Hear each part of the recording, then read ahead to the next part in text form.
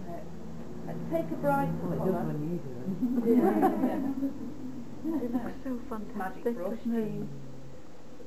No, they don't wet them to wet here. We'll just suggest the few going that way, even though I can't see them. I'm sure they would have some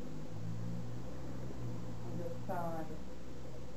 I'm just suggesting, it's just breaking up all that tone, isn't it? Just having a bit of warmth. Put a bit of rose madder in that to make it a bit more red. Maybe I might have a clue that it's just come down here. Looking at the picture more than I am the painting really at this stage.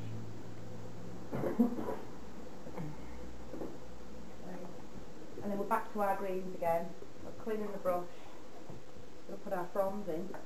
Too much detail. Just a suggestion. And it's a nice lead into the picture as well, isn't it? There's these nice fronds that come across. If you lose them, it doesn't matter because we'll go in with a darker tone later to create them again. All those nice little white areas there. If you were using massive with that, I think it would probably be too precise, kind of like that's the suggestion of it. And we can darken that later. So let's let that dry. Once we put that tree trunk in, and we'll darken, and let's go back here. Let's separate those two trees now. Two ways of doing this. Like Georgia suggested, and you're quite right, you could use a darker green to do that, or you could just use your shadow tone. So, okay. Light's coming from this side. I've still got a shadow to put in there yet, but can't touch that. So where we've got the pencil lines now, we'll just suggest a darker tone, and I can take, we're ignoring that fancy bit. You didn't really see in the first place. Okay. And I'll just take some of that shadow tone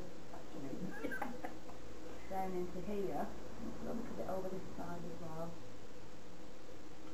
It's all about counter change, playing off the light against the dark, okay? So put that in, clean the brush, then back to softening off again now, aren't we? Pulling that out. So that then, hopefully. So when you come back, it's suggesting there are two trees there, hopefully.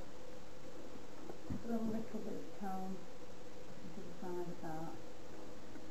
And I'm going to do something now that isn't on the photograph, but I think it's going to make all the difference.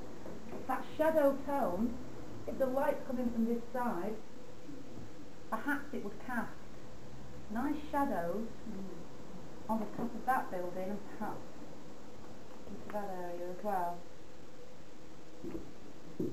Quite dramatic, isn't it? But sometimes things like that aren't actually there, but you can add them. Okay. So now you can see we've hopefully suggested two trees with just one flat wash. Did you not put a bit of that on the roof?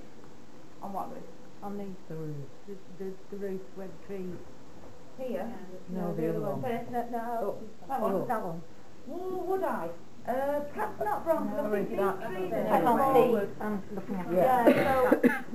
No. That roof behind. Right, okay. It would be too far, I think, to catch that. But it's a good question, because I think you'd be tempted to do that. Well, you could even have a window there, couldn't you? I was wondering about that. There actually is, if you look carefully, you can just see the edge of it. Ooh, that's interesting, isn't it? You know, we could do that. You could even pop a little shape in there that could be a window. Now, we've totally made that one up, but... Okay, now, this is a tricky one, isn't it? Because we've put in this wet wash, so we get shadow and we get greens. Now we've got to tidy it up. And the barn door, you can see how dark that is. It's quite dark, isn't it? So you really now, I'll take a bit of brown into that shadow mixture. That was too much. Left it on my paper first. And make sure it's strong enough. Okay. Don't make that noise.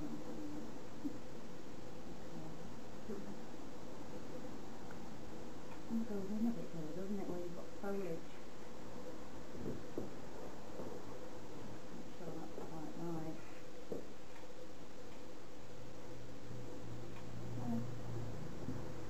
Okay, and the same tone, I'm going to create these tree shapes now, like I did here.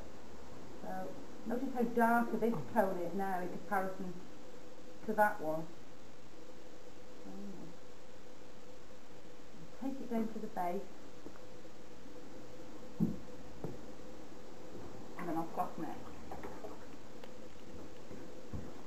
Pulling that wash up, on that one, on that one. Same while we're here. Put that in as a really dark tone.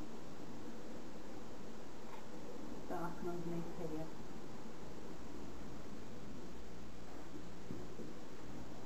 Okay, yeah, I'm liking that now. So that's kind of my focal point, isn't it, where it's so dark. Got this nice post here.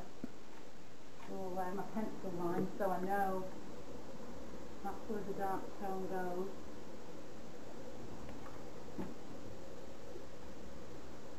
Starting to look at the edge, with it on the chimney as well. Fine. Okay, now back to this big foliage area. Ooh. Let's put this tree trunk in first. On the copy it's very green, isn't it? So I'm going to take some burnt umber. Yeah, what I've done here is I've used the Payne's grey with a bit of cadmium and I've put some burnt umber into it. So burnt sienna, so it gives me a nice dark tone. I'm not too concerned with the light and dark on this tree, like I am here.